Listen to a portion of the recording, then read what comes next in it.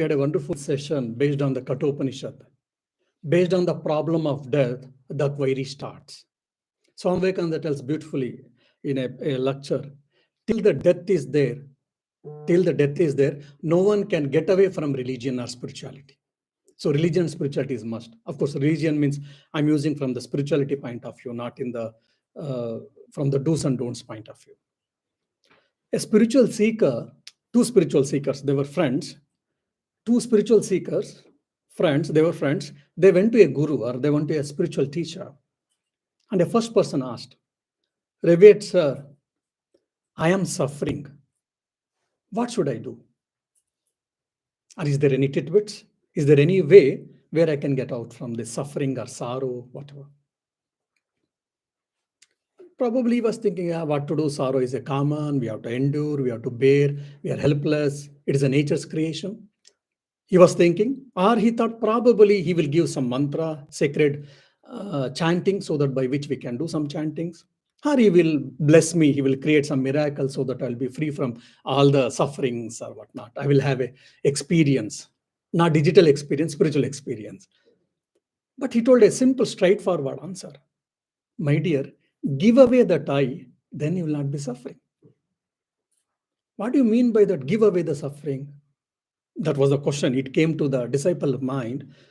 He said, look, when I say I, before that second question, I will tell, then probably they'll be interesting.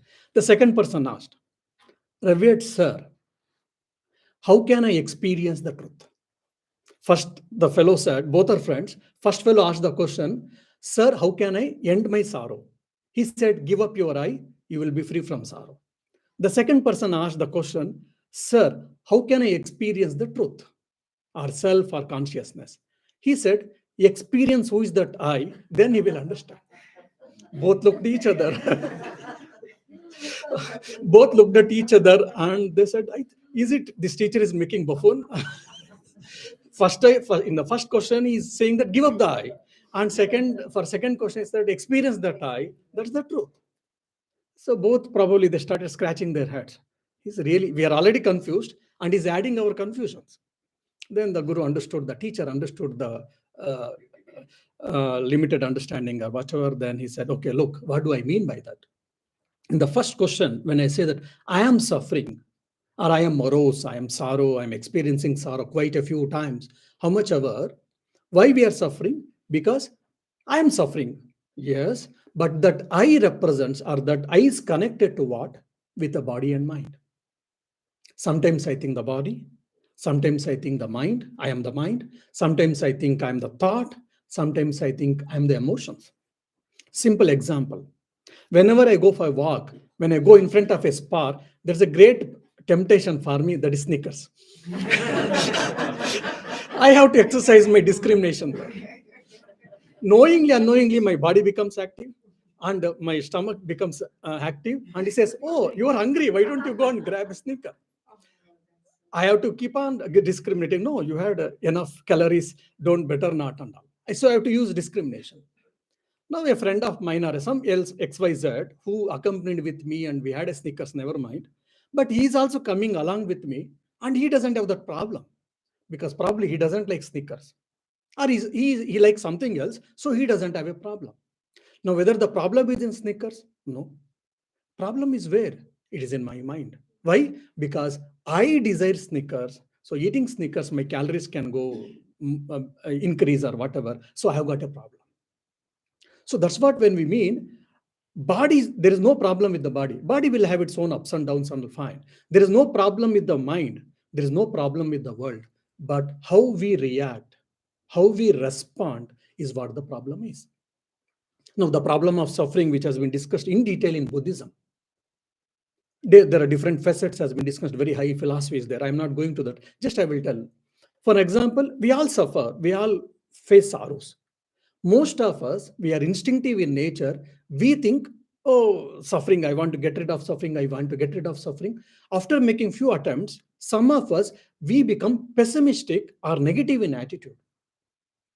Then who have got bit, use intellect, buddhi, Then they say, what to do? It's all part of life, it's a part of nature or whatever. So out of helplessness, we try to endure suffering. This is the second point. Then someone say, yeah, there is a sorrow, there is a suffering. Oh God, I'm very happy to this. This is a great prayer in Mahabharata by Kunti. Whoever studied Mahabharata, we know Kunti from her young age, she suffered a lot of problems. When his son Yudhishthira, when he got coronated, probably everyone feel happy. Oh my God, all problems got ended. My family or my children have taken the throne. So we'll feel happy. Definitely, we feel relaxed. But she started praying, "Oh Lord Vasudeva, please give me enough, some more problems, some more sufferings." When people listened, they were astonished. What? Whole life you suffered, and now you are getting settled at this old age. She's probably 60 plus or whatever, and now you are praying for suffering. Why? She says, probably because otherwise I may forget Lord, I may forget God, so I want more suffering. So this is what few spiritual personalities attitude or a devotional perspective. I want suffering, it is a blessings from the Lord, so that I will remember God, I will not forget the God. Again, this is one more approach, one more attitude. Now, in the life of Swami Vivekananda, during his young days, just he was doing his post-graduation, his father passed away. From then onwards, till he's passing away, he had a lot of problems, lot of challenges, lot of difficulties. Poverty was there, financial problems were there, organizational problems were there. When he came to West, no one knew him, he doesn't know anything. He has to endure a lot of things. But he was never pessimistic, he was never depressed, etc. This is one thing. The other is in Sri Ramakrishna's life. Is a young Gadadhar. At the age of 7 or 8, he lost his father. Many times in the psychology, we say disturbed childhood or single parent. When a single parent, many children they behave in a weird behaviors. They are unable to control adolescents and all we see here. At least in this Muladat, we face a lot. Because of the single parent, they behave in a very weird way.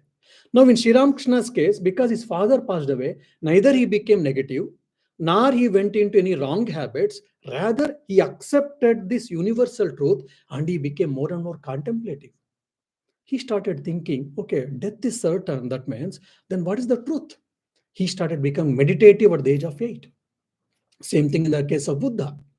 Buddha, when he saw he had married and he had already one even a son also, probably was 22, 23 or whatever. So when he saw the difficulty, when he saw the sorrow, when he saw the death, he didn't become negative, rather he became contemplative, and he thought, what is the way to end this suffering? And that's where they say philosophical outlook or spiritual outlook. By seeking the God, we say, Swami Vivekananda says, don't seek the God, see the God. That's what Advaita says. It is not, the Advaita is not becoming, it is being. It's very simple words, but it has got a lot of meaning. So don't seek the God, see the God. It is not a becoming, it is being. Both are one and the same from the Gnana and from the Bhakti point of view. So this is what spiritual solution is for us, and that's why we are assembled for the spiritual retreat. Yes, we have got financial problems, taxation problems are there with a lot of things we will be facing, we have to endure and all. But when we start looking all these things from the spiritual outlook, then you will be able to handle these things in a better way. That's what the first question comes.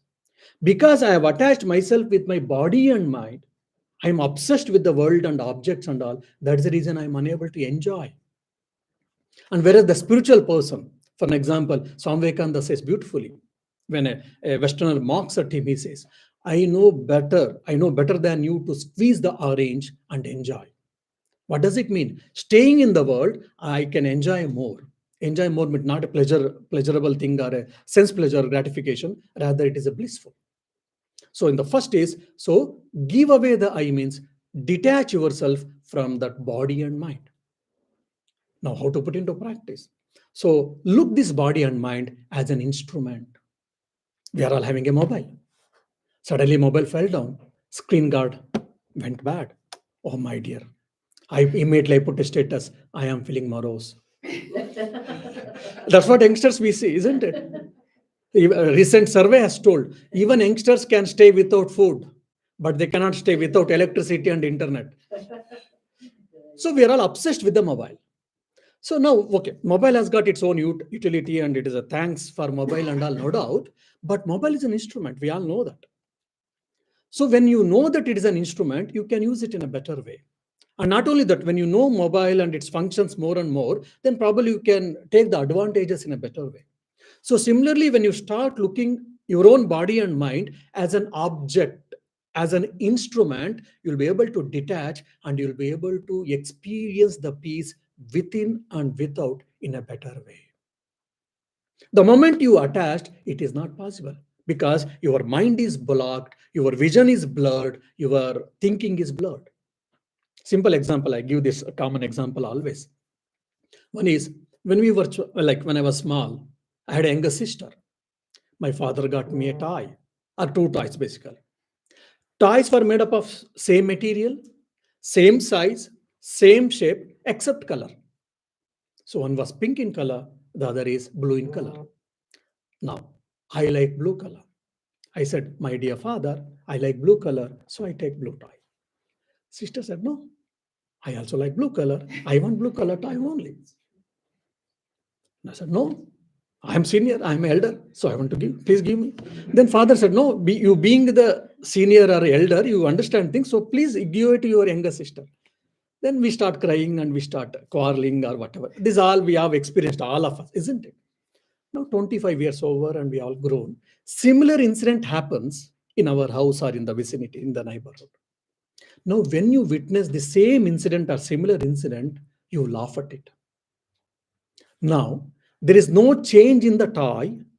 There is no change in that value of the toy, probably, whichever few bucks were there, 5 euros, now it might have increased 10 euros because of the inflation, except that there's no change, but your approach towards the toy has been changed. Yes, physically you have grown, mentally you have grown, intellectually you have grown. So the notion of reality, Satyatva Buddhi, we say in the Sanskrit or in the Advaita Vedantic term, the notion of reality has changed. When we were small, the toy is real. Toy is the alpha and omega of our life. Now toy is a toy for us. Because of course, the notion of reality has been shifted to somewhere else for us, or with someone else, or with something else, or whatever. The moment the notion of reality changes, shifts, or reduces, then I don't suffer. For example, when I came, when people were asking, how are you? And I said, fine. And quite a few people said, Swamiji, are you not depressed in December? Why? It's a gloomy day. I said, no, see, whether I'm depressed, I'm happy. I can't change this. If I'm in Ireland, if I have to be in Ireland, so less, daylight and the cold and the dampness or whatever, every one of us, we know that. We have to accept.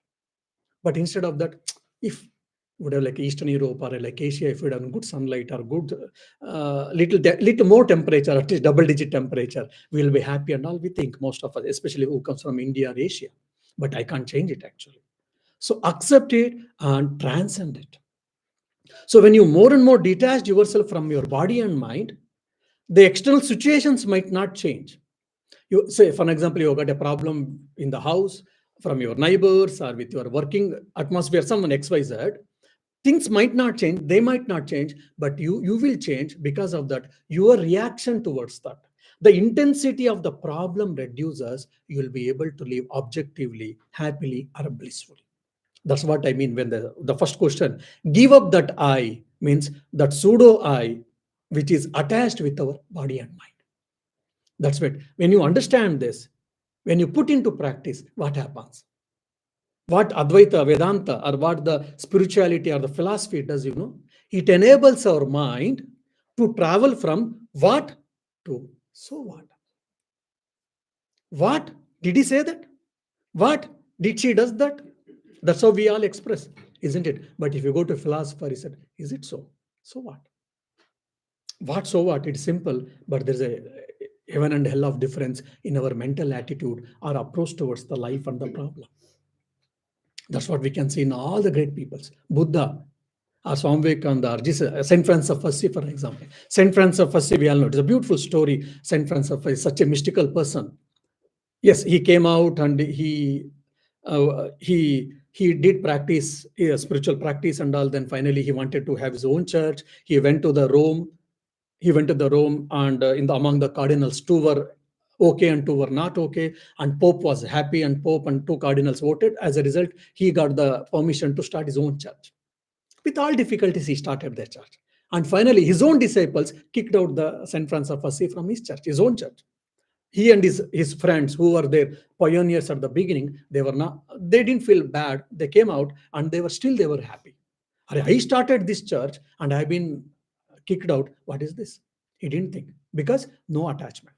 I mean, this may be extreme case, no doubt, but what I wish to say, living in the world, I can live happily. That's what Sri Ramakrishna tells beautifully. The boat should be in the water only. That is what it meant for. But if the boat is in the water, there is no problem. If the water enters the boat, then only the problem comes, or the boat sinks. So I have to live in the world. That doesn't mean that everyone has to take the monk life or nun life, life of nunnery, I mean, in the nunnery or monastic life. No. So staying in the world is okay. Vedanta says you may stay in the world, but leave away, give up the worldliness. What do you mean by give up that worldliness? Attachment to the world and its object, or thinking that the world and objects are real. It is nothing but maya or avidya. That is what ignorance, we say that. So give up that I means give up that attachment to the body and mind. How? Because they are instruments, they are not truth in itself. Probably you have got it. The second I, understand that I, that is what the spiritual life, that's what the spiritual practice, or that is what the truth you mean. So what is that I here? This I is referring to. This I is not referring to body. This I is not referring to mind. This I is not referring to thoughts or emotions. The I is referring to the spirit or the self. Or in the Sanskrit language, it is Atman or Brahman, which is eternal in nature. Yeah, very interesting. Sometimes few things are going above the head, and few things, yes, we are understanding. Now, how to understand this I, which is constant, which is eternal, which is pure awareness, which is pure consciousness? For example, in our lives, we can take our day-to-day life example. If I ask your childhood memories, if I ask you, okay, just close your eyes, try to go back to your childhood memories at the early stage, what you can remember. Some of you might remember at the age of 3 what you have done or what has happened. Some of you say, oh no, maybe at the age of 5 or 6, 7 or 8 or whatever. Say, for an example, for discussion sake, we'll say at the age of 5 or 6 or 7, you were able to remember some childhood memories. Fine. Then from the childhood, we all went to adolescent age. Lot of change in our body, lot of change in our mindset, lot of change in our expressions, perceptions, intellect, thought process. Then slowly we come to youth. And some of you, or many of you, or many of us, we have gone to the middle age now, like between 40 and 60. Now, there's a lot of change in our body. We all know that. There's a lot of change in my perceptions, understandings, thought process, knowing things, everything. But there's a one person, there's a one thing who is aware of all these changes. Say, like, I am John. Yes, when I say I am John at the age of 6, and at the age of 60 or 16 or 26, when I'm saying that I am the John, no doubt, referring to one person, no doubt, but that awareness is a very constant thing in all these experiences, but the experienced, the object, which is called body and mind, again, they are constantly changing. But among these changes, among these multiple changes, there's a one constant awareness that I. Now, your understanding about the world at the age of 6, at the age of 16, at the age of 26 is changing, no doubt. The intellectual information also has changed, has been gathered, lot has been changed. I am not speaking none of them, but there's an awareness. For example, as I said, when I'm eating a Snickers chocolate, I am eating the chocolate, or my body and mind is eating. I am aware that. Now the question may come, okay, I am that constant awareness. I am that eternal awareness. Holding on to it, what happens? This is a very interesting thing, actually. For example, in my case, I say, I've got a great temptation of Snickers. So controlling Snickers is very great challenge for me. And everyone, you will have different problems, different situations or different desires. Now, someone say, Swami, eating ice cream. is very dear to me. But if I eat ice cream, I catch cold, or I get some problems. Doctor has said not to eat, but I'm unable to control. So what to do? There's a great challenge. For example, yes. So I say that, okay, I should not eat ice cream. I should not eat ice cream. I say, okay, I will go to Vipassana meditation. I will go to some other things so that I can control my mind. I can increase my willpower so that I can control desire, which is eating ice cream. That's all. Many times we keep doing it, especially in the cold, getting up, rising early morning. If we have got an office, we don't have any choice, we get up and go. But if we have got a holiday, or if you have got an option in the December, January to rise early morning at 5 or 6, I want to sit and meditate. Oh, I heard in a retreat we should meditate. It is good. So let me decide. So you are decided here, from next tomorrow onwards, I'll get up at early 5 or 6 a.m. and I want to sit and meditate. And you set the alarm. Alarm rang, and most of us, we put up and we sleep. No, the desire, controlling the desire is a big challenge for all of us. A different part, a different type of desires, different intensity and all. No, you just start thinking, analyzing the desire. Okay, I've got a X desire. I am feeling extremely difficult to control it. I've become the slave of it, unfortunately. Sometimes good desires are there, no doubt. I'm not speaking about it. I'm obsessed with the desire. How to control, I'm thinking. Now just analyze, what is the desire? The desire is nothing but a thought. Desire is nothing but a thought. Okay? I am the consciousness, I am the awareness, and I am aware of the desire, which is nothing but thought. Now, I'm sitting outside, so many people are coming and so many people are going. Fine, I'm not bothered. Now, suddenly I saw a friend, or just a distant person where I met somewhere place, and I know him. I say hi, and he also says hi, and we talk for 5-10 minutes, and he continues. Okay. Then after some time, then again a person comes who is very relative for us. Then immediately I call, I start talking with him. Probably I will invite him inside the house, and he'll give a cup of coffee or tea or whatever. Now, 3 people, our reactions are different.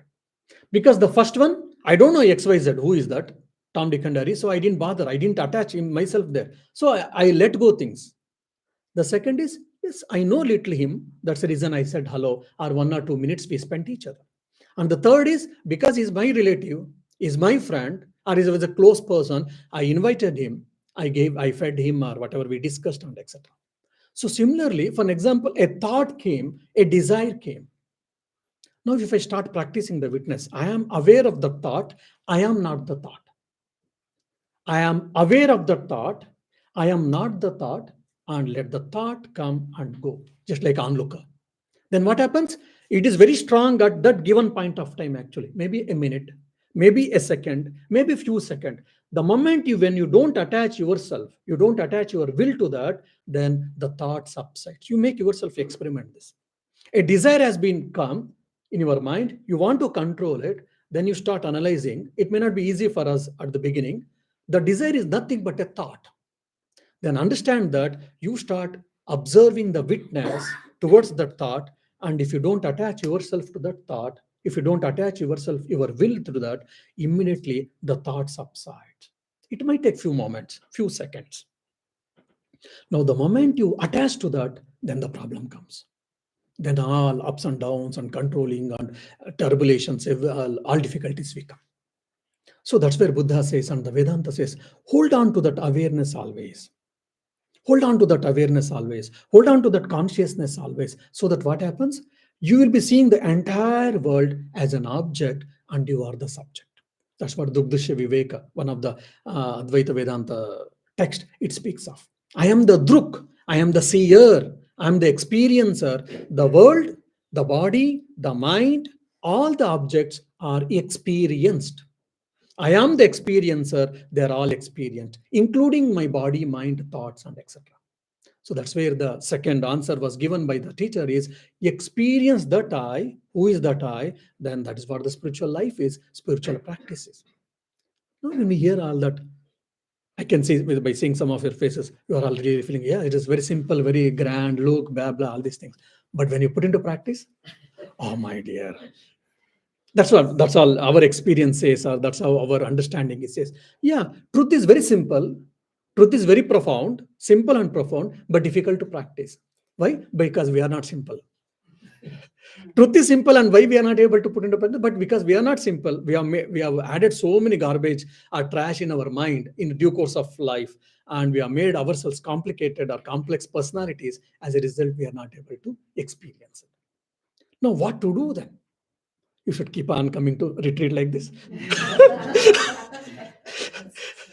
You should keep on attending satsangs, or you should study books. Basically, try to cultivate good habits.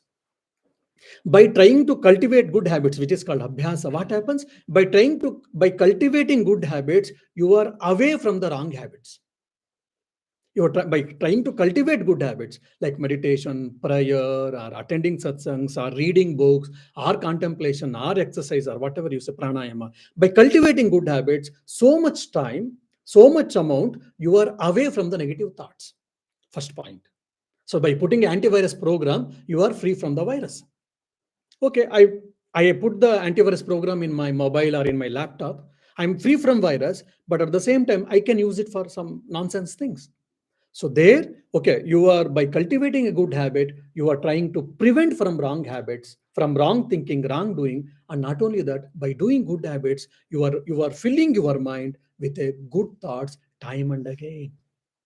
By that, your mental power, your willpower, your power of the mind keeps on increasing. It is like positive. For example, I put an antivirus in my laptop. Now I've started typing some work, or writing an essay, or studying some textbook using a PDF version, or I'm listening to a talk. So I'm using this object for in the good perspective or for the good thing.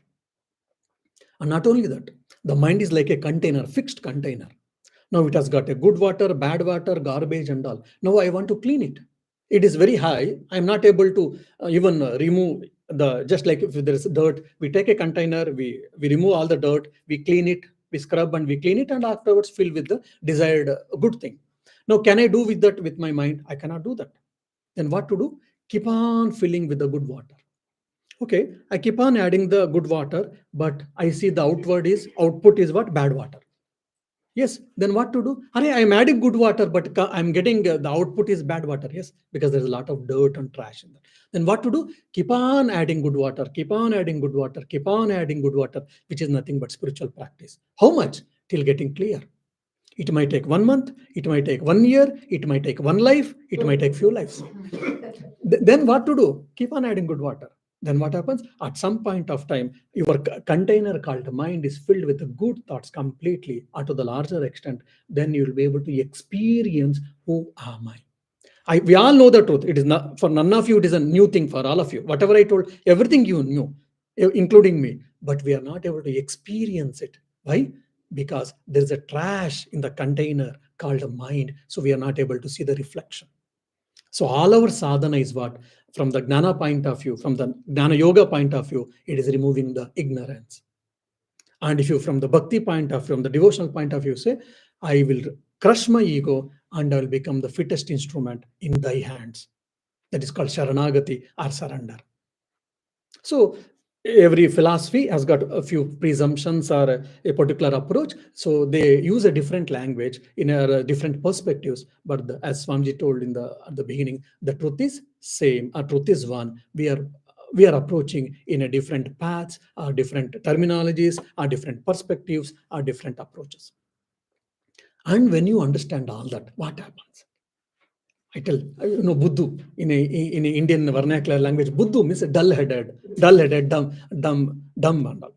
So when you know this truth and when you put into practice, what will happen? You will travel from Buddhu to Buddha. From dumb-headed, you will travel to the man of realization. Then do you think that all problems will solve? No. Still problem exists.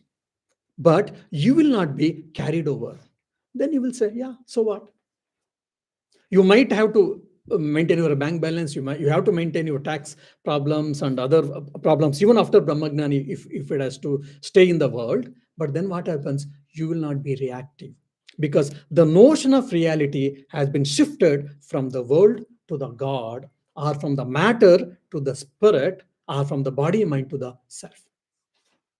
But we are always trying to think, oh, this world is bad, or he is bad, she is bad, that's why I'm suffering.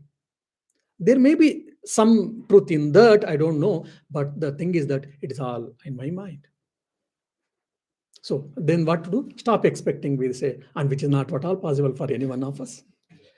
So that's where Vedanta says that it gives a very practical solution. Hold on to yourself. Hold on to yourself, then all the problems subside. Similarly, for example, if you are very confident in your work, people cannot shake you so easily. I mean, they can try, no doubt, but we cannot easily can shake. They cannot be easily shaken by, no one can shake us. But if you am not confident about myself or about my work, or about my understanding, knowledge, people can either convince or confuse. So hold on to that reality. Hold on to that yourself means hold on to that I. What is that I? That self or spirit or Atman or consciousness, or you can use any other term. Hold on to that. That's what Shantivratananda tells beautifully. You can call it as a God, or you can call it as self. In India, we used to play, hold on to a pillar, wooden pillar, and we used to rotate. It's like a small child play. So till you are holding the pillar, how much ever you keep rotating, there is no problem. The moment if it gets loosened, and there's a chance of falling. So hold on to the God, or hold on to the self, and do all your work in this world. Whatever profession you are there, whatever you got your responsibilities, family responsibilities, as well as professional responsibilities, in spite of that, you can be happy. That's what we see in all the great people life. Swami Vivekananda was a great karma yogi. He was Advaitin. He had an Nirvikalpa Samadhi, transcendental experience at the age of 24, 25, or 26. But still, he worked a lot. He felt for us. He started an organization. He underwent a lot of problems just to help the mankind. Similarly, in the case of Buddha, similarly in the case of Jesus Christ, and all the great prophets, they didn't want anything to achieve or anything to get actually, but they all shed their blood for the benefit of the humankind, because they were clear inside who are they or what are they. And there's a confusion in us. That's why all these problems is. And what about this world? Oh, I am really cared about what this world, Swamiji. I want to put it all right. No, God himself couldn't put it. Swami Vivekananda tells beautiful. When I joined, even at the Engage, even I was also a bit very, passionate about this. Oh, he's doing that, she's doing that. It is not right. We have to make it all right. And I tried in my own way. Afterwards, I understood. Swami Vivekananda tells in his Karma Yoga lecture beautifully, the world is like a dog style. Dog style is what? It is a curly. It is never straight. You make it straight till you are holding. It is right. Afterwards, again it goes. Then you put some probably a support. Till you keep the support and tie with the tail, that's okay. The moment you remove the support, then it gets curled again. So what does it understand? Means you are trying to correct the world, then you will understand it is never possible. Then what happens? I will correct myself. There's a beautiful prayer as a Jewish prayer. He said, "Oh God, I am intelligent. Give me enough strength to change the world. Oh God, I am intelligent. Give me enough strength to change the world." He was trying, and he was praying every day, and he was trying 20, 30 years over. And he said, "Oh God, I am wise man now. Give strength to change myself." Intelligent and wise. Give me strength so to change myself. That doesn't mean that if I'm to change myself, which is very subjective, no doubt, doesn't mean I should be selfish, I should be mean-minded, I should not be bothered about others, I should not be concerned about others. No, we don't mean that. But basically, changing oneself is very important. Till then, nothing is possible. That's where you say, all the great people, they changed themselves, and afterwards they preached. That's where it was a lot of effect on the entire humanity. Even now, we are all following the great personalities. Why? They changed themselves, and they reflected whatever they said. Yeah, we'll have a small prayer. Then afterwards, we'll have a small meditation. So simple, this Om Namo Bhagavate Ramakrishnaya. So this helps us for an emotional stability, and it will connect to the God or the Supreme Spirit, so that we can get the spiritual power from Him. It's the source of spirit.